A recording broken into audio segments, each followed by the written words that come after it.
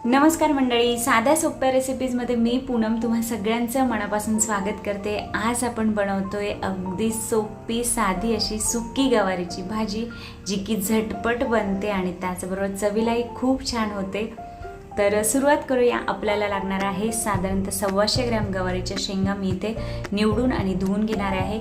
1 चमचा तेल, पाव चमचा मोहरी, पाव चमचा जिरे, पाव चमचा हळद, थोडासा हिंग, 7-8 कढीपत्त्याची पानं, 7-8 लसणाच्या पाकळ्या बारीक चिरून घ्यायच्या, 1 ते 1.5 चमचा हिरवी मिरचीची पेस्ट घ्यायची आहे, मीठ चवीनुसार, कोथिंबीरीची पानं बारीक चिरून घ्या आणि 1 ते 2 चमचे भाजलेल्या शेंगदाण्याचं जाडसर कूट घ्यायचं आहे। आपल्याला कढई तापत ठेवली, कढईमध्ये तेल घालून घेते। तेल छान तापलं की त्यामध्ये जिरी, मोहरी, हिंग, हळद घालून घेऊयात, कढीपत्त्याची पानं घालूयात आणि लसूण घालून हे छान परतून घ्यायचं आहे आपल्याला अगोदर। तर तुम्ही गवारीची शेंग नेहमी बनवत असाल, पण एकदा अशा पद्धतीने बनवून बघा, खूप छान बनते चवीला। आणि कधी कधी भाज्या ग्रेव्ही किंवा वाटण न घालता बनवल्या अगदी साध्या पद्धतीने, तर त्या गवारीची जी ओरिजिनल टेस्ट आहे ना, तर ती खाताना येते आणि खरंच खूप मजा येते खाताना। तर लसूण छान परतून घेतलाय मी। तुम्ही जर लसूण नसेल खात तर तुम्ही लसूण स्किप करून सुद्धा ही भाजी बनवू शकता। तर असा लसूण परतून झाला की ह्याच्यामध्ये आपण जी गवार वॉश करून ठेवली ती मी पाणी निथळायला ठेवली, तर ती ॲड करून घेऊयात।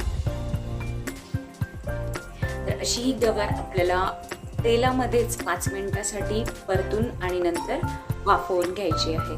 तुम्ही जर गवार किंवा कोणतीही भाजी अशी तेलावर परतून अगोदर वाफ घेतली तर जो फोडणीची टेस्ट आहे ना, ती भाजीमध्ये खूप छान उतरते। तर अशी गवारीला मी 5 मिनिटासाठी वाफ घेते आणि नंतर आपण परत एकदा मिक्स करून घेऊयात। आणि ह्याच्यामध्ये 1 ते 1.5 छोटी वाटी मी पाणी ॲड करणार आहे आणि त्या अगोदर मी हिरवी मिरचीची पेस्ट आणि मीठ घालून परतून घेते आणि नंतर आपण ह्याच्यामध्ये थोडंसं पाणी घालून परत एकदा वाफ घेऊयात। 5 मिनिटासाठी मंद आचेवर परत एकदा वाफ घ्या किंवा पाणी सुकूस तोपर्यंत आपली गवार चांगली शिजली की भाजी तयार आहे आपली।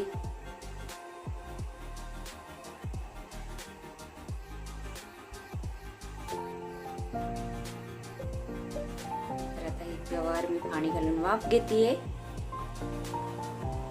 कधी कधी भाज्यांमध्ये वाटण किंवा ग्रेव्ही वगैरे न करता सुद्धा भाज्या खूप छान बनतात।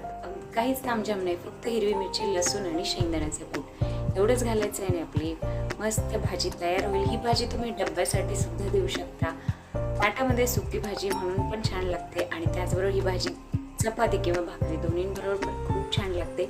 तर अशी गवार शिजली आहे, थोडंसं पाणी बाकी, पण मी या स्टेजला ह्याच्यामध्ये थोडंसं भाजलेलं शेंगदाण्याचं कूट आणि कोथिंबीर ॲड करून 2 मिनिटासाठी फक्त परतून गॅस बंद करते आणि ही सर्व करून घेते। तर तुम्ही सुद्धा नक्की ट्राय करा। Thank you so much, bye bye.